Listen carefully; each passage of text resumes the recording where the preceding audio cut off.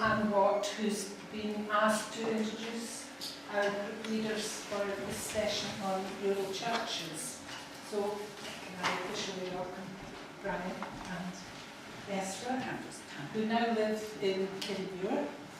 And could I suggest that we all just say who we are, briefly, like your name and where you're from, as we enjoy this session. Thank you. And what church membership is Guthrie, Muscovy, Abbey. I'm Mike and I'm in Kirriemuir, along with Brad. I'm Jane and I'm in Kirriemuir as well. John Seaton and I'm from Falkland. John Crichton, St Margaret's from. I'm Theo Louisu. I live in Brecon, but I go to Ensign Parish Church. Yes. David Galbraith from the West Midlands Parish, Open Glade, just north of Longskirk. A large rural parish with 3 churches, 5 other buildings, etc. etc. I'm ready from the same place. There's Cosgrove, Parks and Gardens. Brian Cosgrove, Parks and Gardens. Lane Hamilton, St Andrews, Abbey. Doug Hamilton, St Andrews. Well, nice to see you all. I'm, as you've heard, Brian Dingwall, and until last September I was the minister of Upper Donside Parish in Aberdeenshire, which, if you know Aberdeenshire, you know what a large parish that is. It's reckoned to be the biggest single minister mainland parish. It was originally 8 parishes, it's now 1.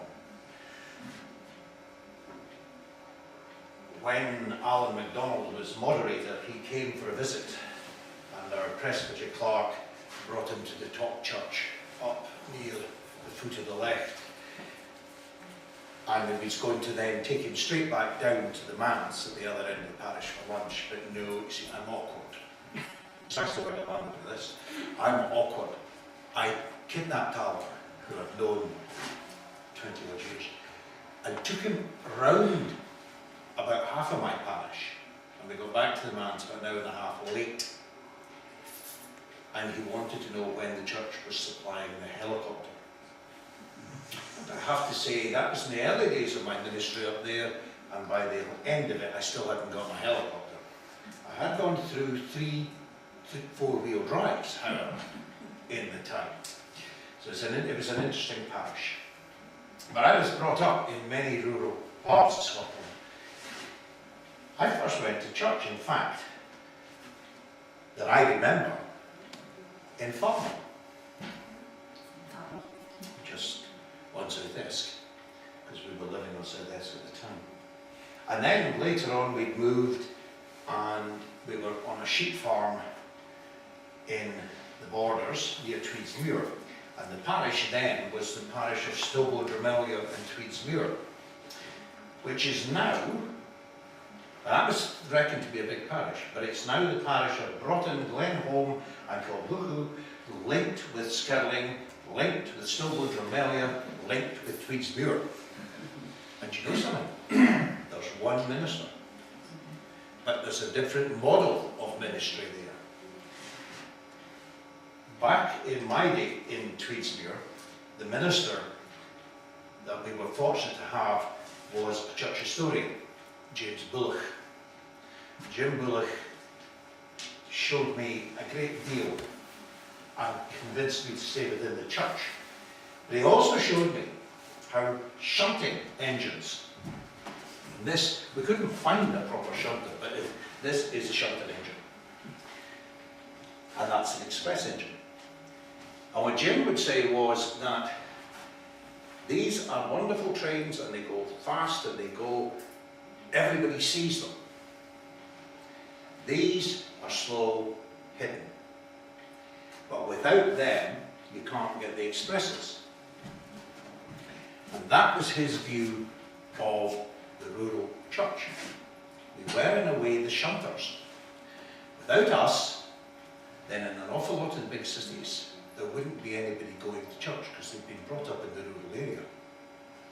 And that was true certainly in the university cities, think about it. Because in a lot of rural churches we bring young people through to about the age of 17, 18, and they go off to university and we never see them again. But they might come back in 50 years' time, we don't necessarily know that. But I believe strongly that the rural church is as important as any other part of the Church of Scotland. I do remember, however, that we have various weird descriptions of what is rural church. And you're going to be doing some work in a wee while on that. But is it being 35 miles away from the nearest Marks and Spencer's, which was a Church of Scotland definition? Or, I remember phoning Education for the Ministry in those days, a long time ago, and asking where was the most rural church that they would put probation on. And I got an answer from a future moderator that said Stonhaven. And I said, that's not rural. And he said, yes it is if you're living in the middle of Edinburgh. And that's been one of the problems. Is how do you decide what is rural? And what is the difference between it and the centre of Edinburgh? Or it and Postle Park? I have been battling with the mandarins of the church over rural church and its status, certainly since the year that the urban priority scheme was brought forward. I'm not against the urban priority areas, they are essential. But they divided the church and they divided the resources. There's nothing new in this. As Kenny said, there's a lot of non-rocket science going on. This has been going on a long time. In my last charge, there was a church that was united with another one in 1576. So unions and readjustment were not new. But as time has gone on, the parishes have got larger and larger. It's not that long ago since I in fact heard that there was interest being shown in Edinburgh of increasing the size of parishes. Now, I did phone a certain gentleman in one-to-one and asked if I was going to get overnight expenses every time I went out visiting.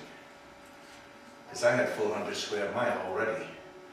And where was I going to go to extend my parish? I'm still waiting for an answer. Well, what is rural church? The church last year commissioned, or 2 years ago now, commissioned a research project which sadly was very badly presented to the General Assembly of 2012. It was badly presented because they didn't publish it. And when I queried that, I was told there was no point, apart from the cost issue. One of the church mandarins said that there was no point because no parish minister would understand it. It's so complex.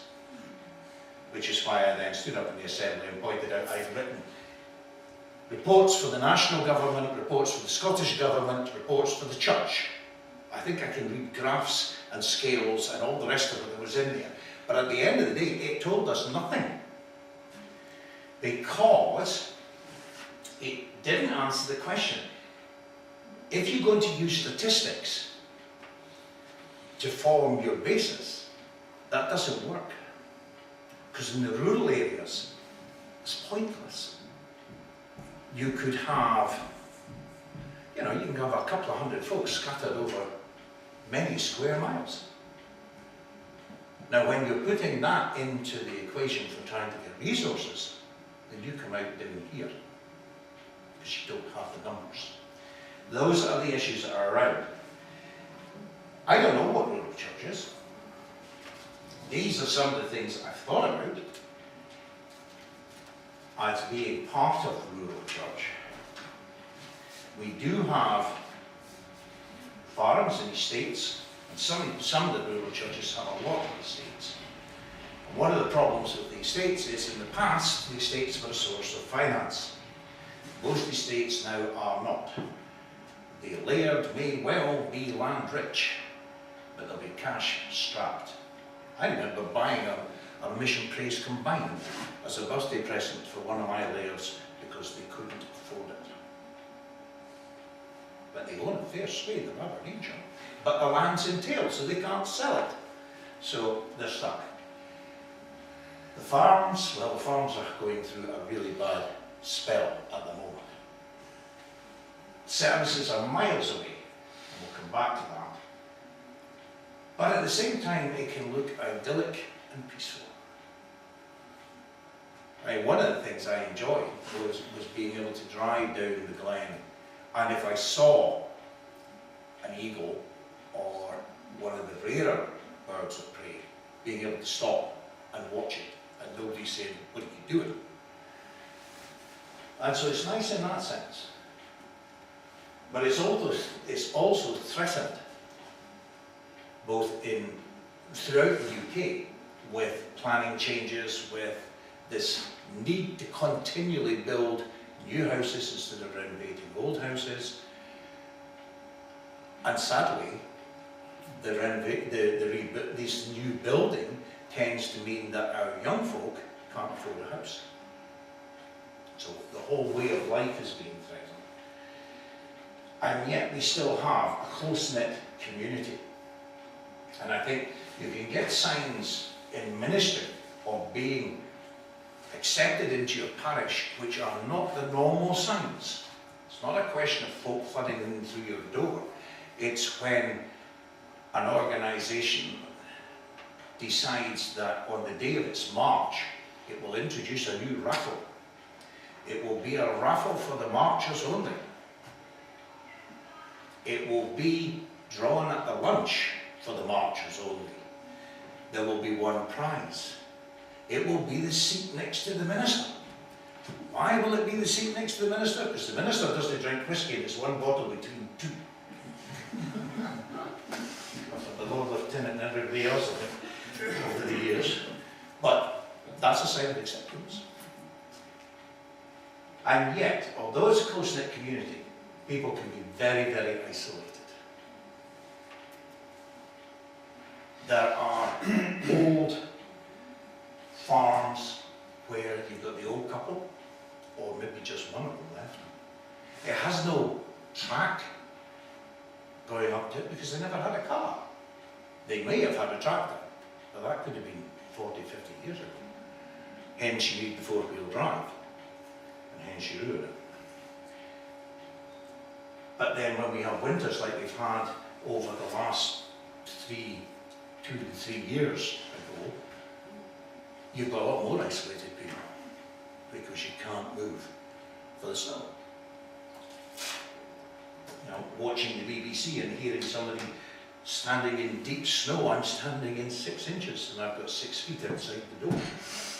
There's a huge difference. Again, can we move on? Before we leave that, I want you to think of some other ways of identifying the rural. You can just shout them out and This is right. that's why I brought it. I can't spell, she can. Anything else?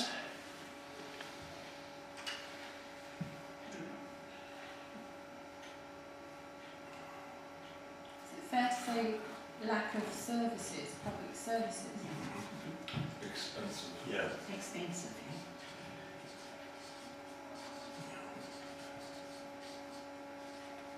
Whether that's schools or hospitals or...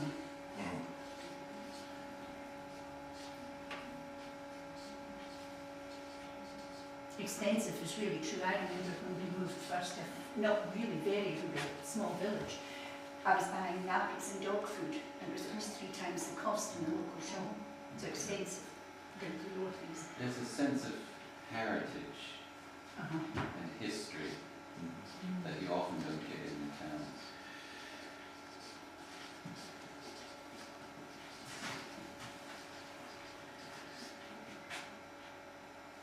Public transport is not really geared for the living livelihood of the tourists coming through. Yes. Ross Presbytery, long ago, lost its way in trying to do its plan. And they asked for help from the committee in Edinburgh, who came up spent a week going round, came up with a brilliant idea. 24 parishes, 3 churches. How do folk get to church? They get a bus. Why can they get a bus on Sunday when they can't get one the other 6 days? So yes. I thought you were going to say they came up with a plan to provide a bus. No, but I have a friend who's offered me one several times. Right, anything else? They can also be dormitory. Yes. That's the problem with this building, isn't it? With creating dormitories. Empty holiday houses. I suppose it comes under public services, but in a situation of emergency, it must be quite difficult, you know. Yeah. Yes. Yeah, the holiday homes. I remember going to see a gamekeeper, young. I was seeing him and his wife at the baptism of their first child. And he said, it's a dark winter's night, and he said, I'm glad you found your way. If you'd come in the autumn, you'd have found your way a lot easier, or if you came at Christmas. Because the folk who own the holiday houses would all be in, the lights would all be on, the glen would be lit up, as it is to be the only house in the glen. And that's an issue. Because isolation isn't only affecting old people, it's affecting the young families, and particularly the young gamekeepers. They're way beyond anything. But coming back to the... Yeah, go back just for a second. The services being miles away, and it's access to these services. Both, you know, it's a question of what should we be doing, and what should the community be doing, and should we be the community that's doing it? I've got here some figures. This is based on Upper Downside, and it's a government, it's the Scottish Neighbourhood Statistics. To get to a GP in Upper Downside, you will drive 3.3 minutes. I don't know where they got that from. It's a total nonsense. Well, we stayed nearer to the doctor, and it took 15 minutes. However, but in Aberdeen, and this is the major point, it takes 0.8 of it. That's rubbish. That has to be mileage, although it says drive time. That makes more sense, but it's 0.8 of a mile.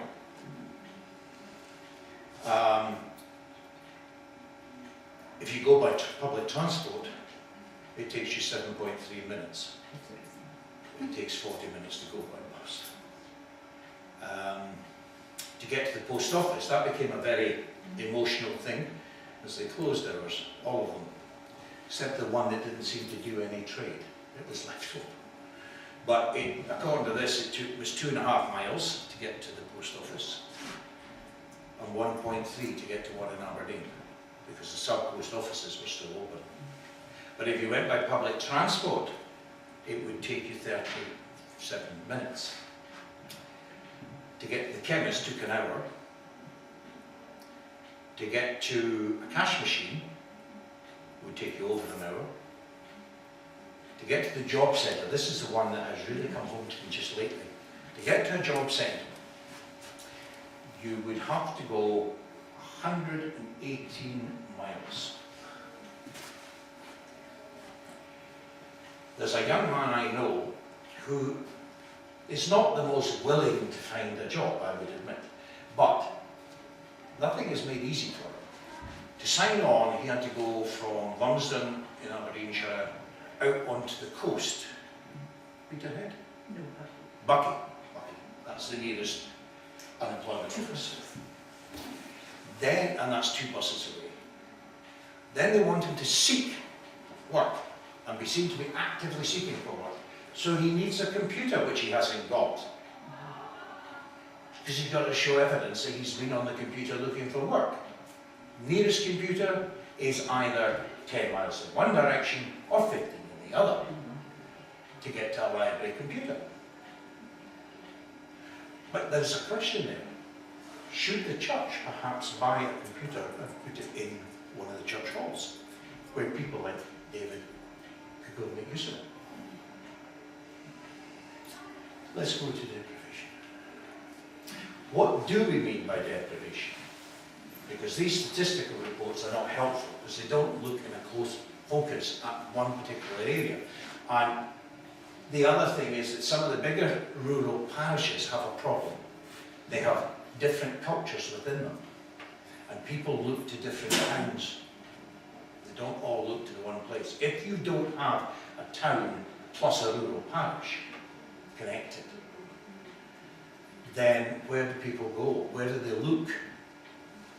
Half my parish in Aberdeenshire looked to Deeside because it was nearer, but the other half looked to Huntly.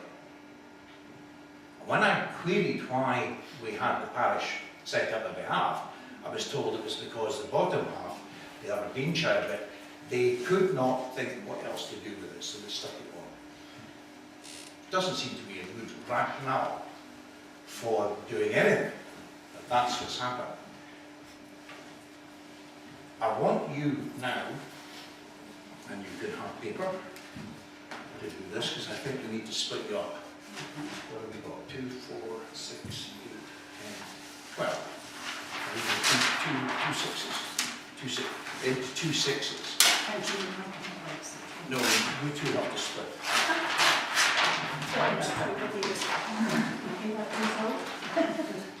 It would be preferable if you sit at some point back.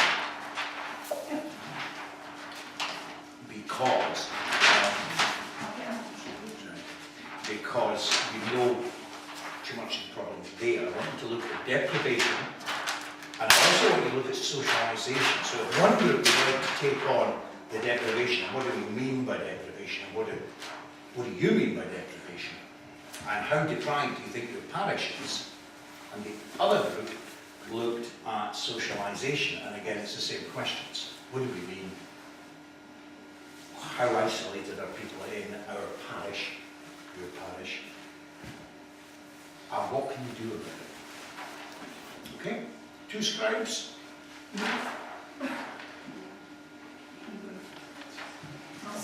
Somebody tells me what to do. They're not here to relax.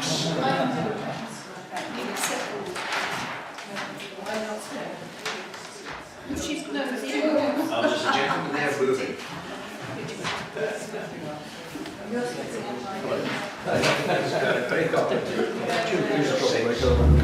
Don't really want that to go out.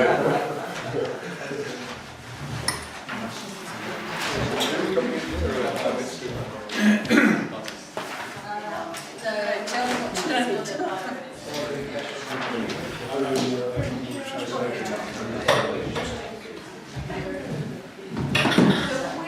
Which group's doing which?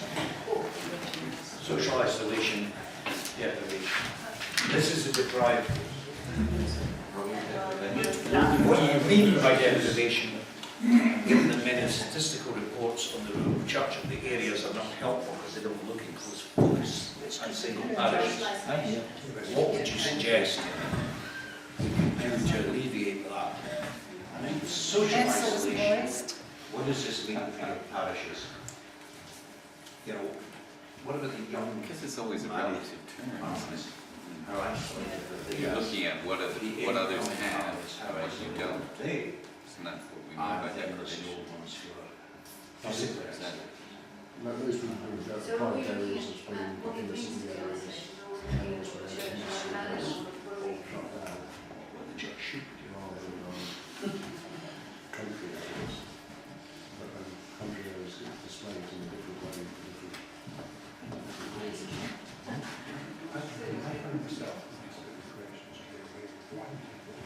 So yeah, in an urban setting, Go about 5 minutes. you've lost. Yes. Yes, so if an industry shut down and you had employment. But isn't that the same in the rural area? I'm just hearing about estates being transformed into Yes, money maybe. earners, money generators So to there's a lot of people who work on the land house, decline, landowners, something wealthy. City around here were very prized in their own. So material sense. The material sense, yes. You know, the working man on the farm needs to enjoy it. Whereas in that, in Germany, everyone wants to be in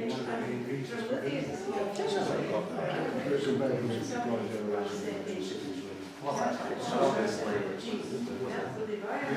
must have been a reason that people like to move into the cities. Why did they all migrate to the cities to take up? If it was elected, it's only getting great.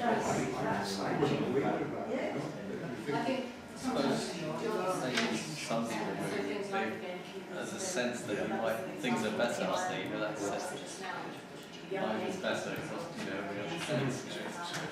That's maybe why people move out of the country as well, partly because they felt that they would, you know, that's the example. The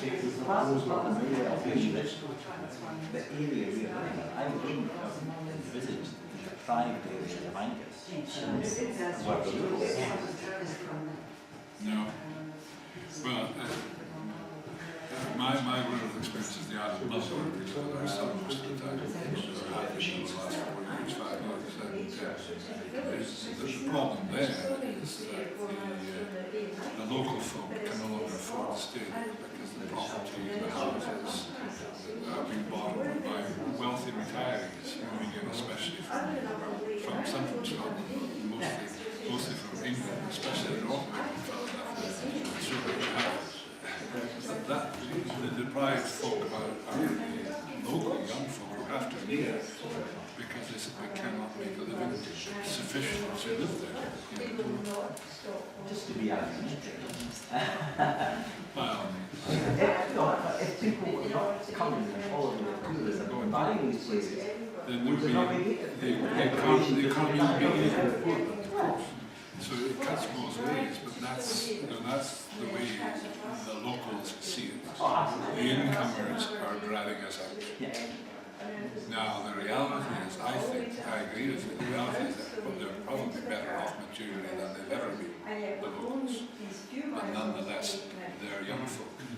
A lot of them are. I think that's a long time. I was very person brought up where I'm speaking about I didn't make a living by staying there. I moved on. And most of my what about the overspill of people from the towns into rural areas? I'm thinking of Forfar, where many people are now out of their housing goods and down to come to Forfar. We have a situation in Newtown where people from difficult families have been moved out of Dundee into Newtown. And there's no provision for them. But yeah, there's no. So it makes it even worse. And the community really resents the fact that these people have been moved into there.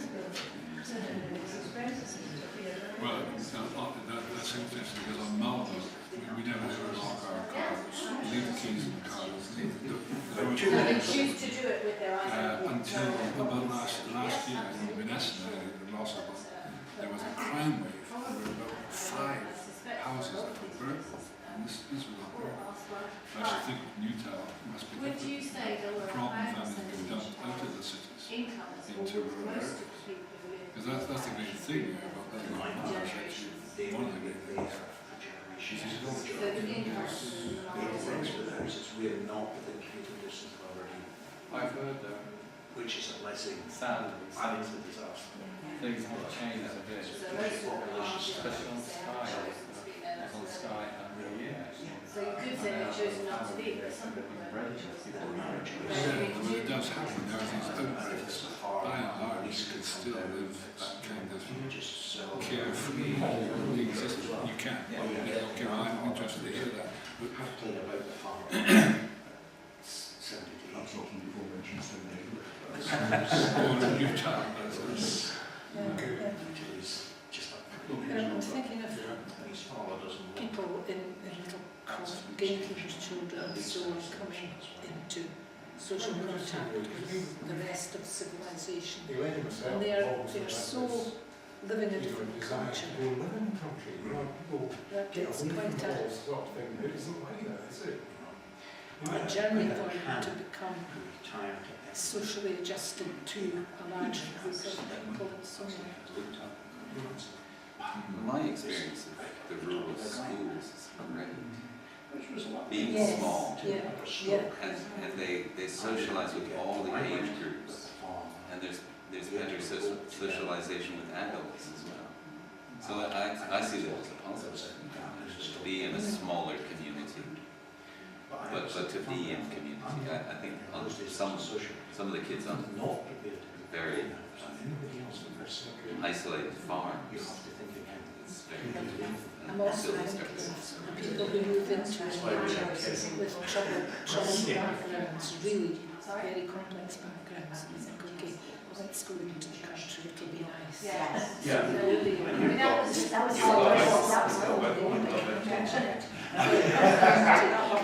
Always provides the nice isolation with the complex problems that those people are living. So I understand that deforestation in the rural context is when the urban area gets pushed out into the urban is pushed back into the rural, but that's where the deprivation comes from.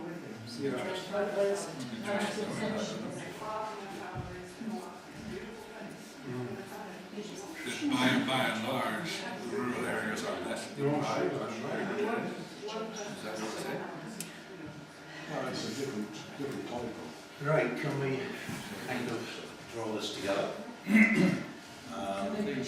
Somebody other than the scribe can report back. We are living in most people in cities have access to broadband, internet, in community rural areas. We quite poor, Mobile phones. Do you know, I can change my mobile, so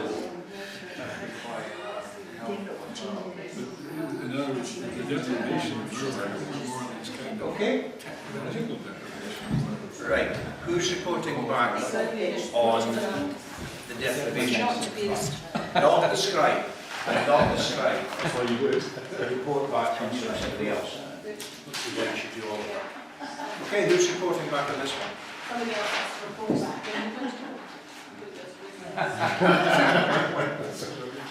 I told you, tuck your collar right. Right.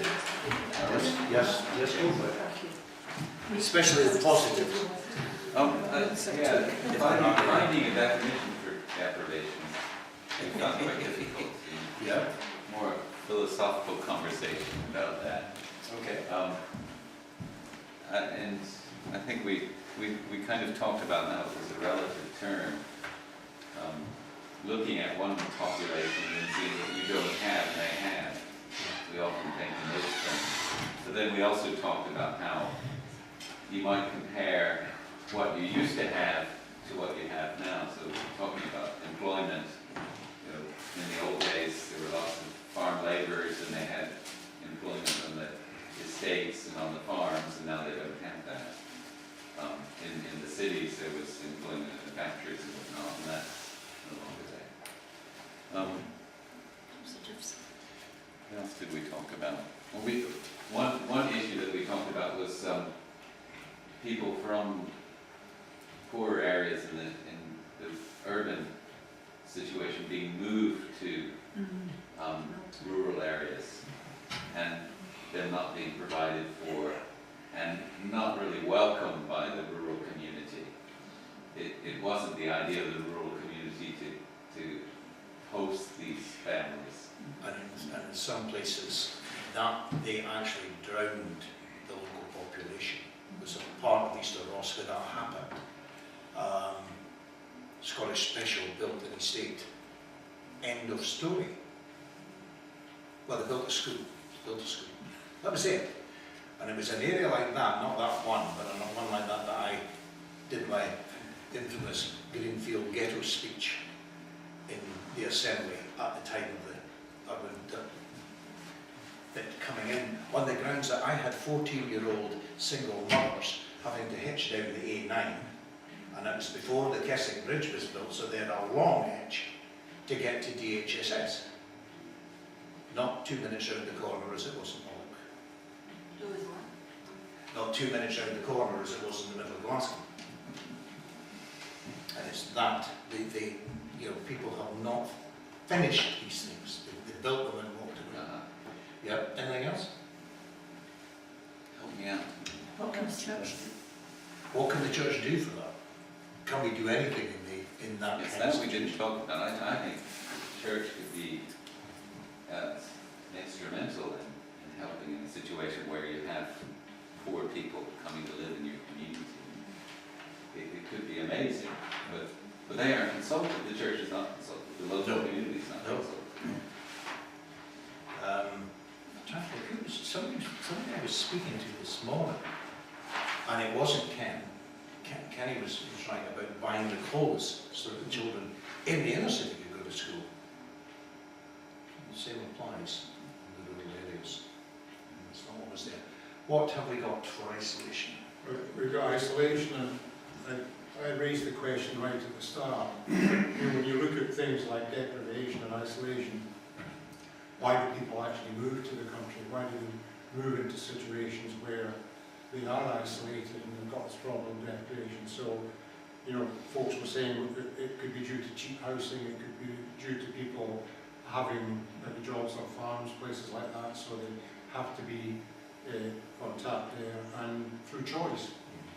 People maybe just go there because they think on the surface it looks great, we're living in a country, it's only when they get there that they are faced with problems that run away to the country to leave the problems behind, which doesn't work. These retirees that go to Spain, Yes. you know, they sell everything. That's why I'm in Kerrymuir, I can't afford it. It doesn't last.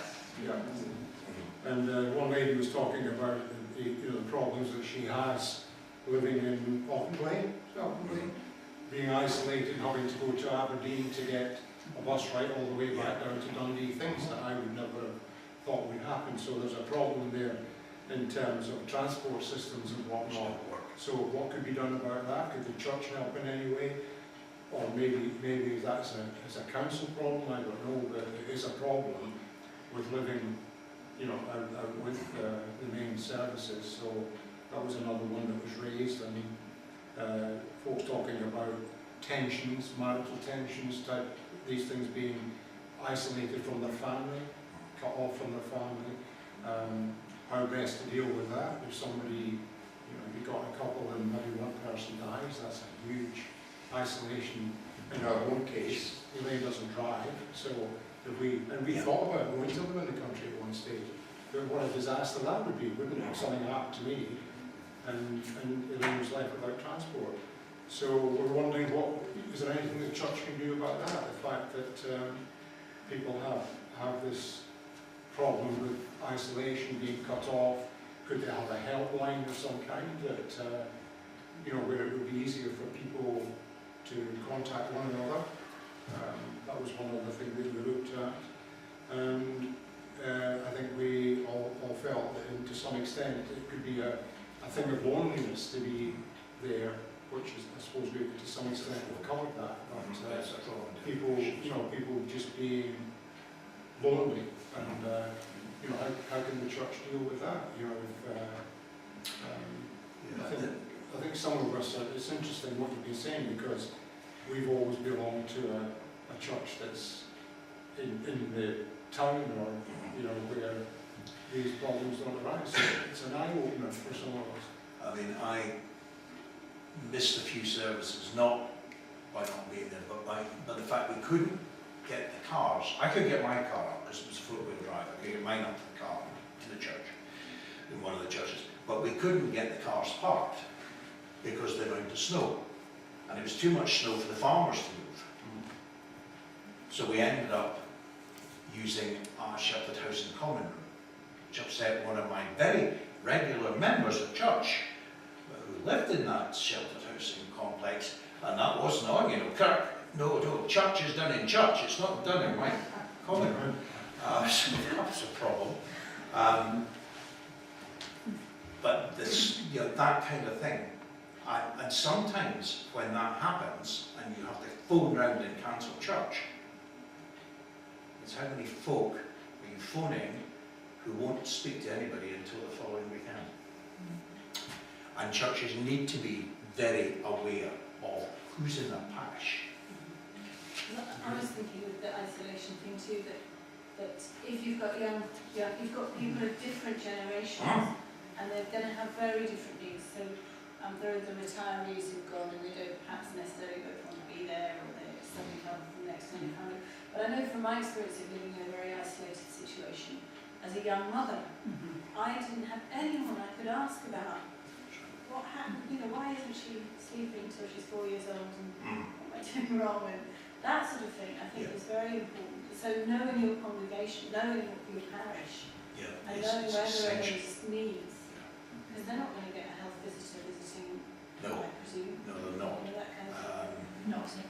But you can drop a hint to one of your members who you know would be, you know your members, so you know who you can link up and suggest they go and see. You might, if it's a young, if it's one of the young gamekeepers' families, well, if you've got an older gamekeeper, his wife. Linking people up. I can also say perhaps part of the problem is also with ourselves as well, because maybe people actually, like if I moved, I live in Breeden, but if I moved into the country further away, perhaps I actually want that. I actually want to get away, actually. I don't want, I actually want people to be disturbed, that sort of feeling. And I'm not saying, I'm just giving you an example, but I wouldn't want people to know where I am, you know. I want to have contacts with people, but I'm just saying that perhaps there are people who actually feel, no, I don't want you to interfere, you know. Yeah. I mean, I used in their own isolation in a way. I've found a few folk living in rented accommodation, and just because there's a car there, you know, and you're doing your round, you just stop and see who's there. To be told that no, they didn't want, they were not interested in people there. They had issues of their own and they wanted to sort that out. That's fine. You just leave that alone. When somebody says, "Oh, who's staying in Pine Cottage?" you can say, "Well, it's nobody we need to be worried about. I've seen them." But although we say that, but perhaps we should still have a bit of a concern. Do you know? Oh, we should still have a concern. We still keep an eye. Because there might be a time when that person realises that they actually do need someone, you know, and then they might. What do they do then? You know, you keep an eye, and if you're going past, you leave and that kind of thing, so they see you. And that's the bit about rural ministry, perhaps more than city ministry. In the city, you can be wandering around in your dog collar, you could be wandering around in your gown and nobody would actually notice. In the rural area, you are always noticed. You live in a goldfish pond, or a goldfish bowl. I tried very hard to get them to understand if I had my dog collar on, I was working. If I had my dog collar off, I was off. Didn't make any difference. Still get flagged out, and so has that. And that's the other bit, because where do they get the services? We don't have GPs living in the rural area anymore. They travel into their health centres. We don't have the head teacher there anymore. The dominie doesn't live in the village. They maybe live 30 miles away. Who's left? That minister. So when you've got a problem, or great Aunt Sarah's dropped dead, we'll go to the minister first. Before they think about phoning the police, the fiscal, or anybody else, come to the manse, and you're meant to deal with it. And that's where the church comes in, and the minister has to really know his congregation, because there are times when you can offload that to a degree, and people can be involved. You know, if you've got an undertaker in your congregation who's going to get the job anyway, well, you might as well put people in touch. And it saves, it's easier because you've broken the ice for that. It's that kind of thing. Right, can we move on, time being time? Yes, looking forward. 2013, at the moment, we are suffering from a lack of ministers, a lack of money, and a huge lack of younger folk coming into our churches. I want you to think about 2018, 5 years from now. Well, is it going to be any better, any worse, or just the same you've done that, try to cast your mind even further to 10 years. Are we even going to be there? Remembering that the Church of Scotland have got insufficient funds for its churches. Full stop. Never mind dividing up between urban priority and rural and anything else. They just don't have the money anymore.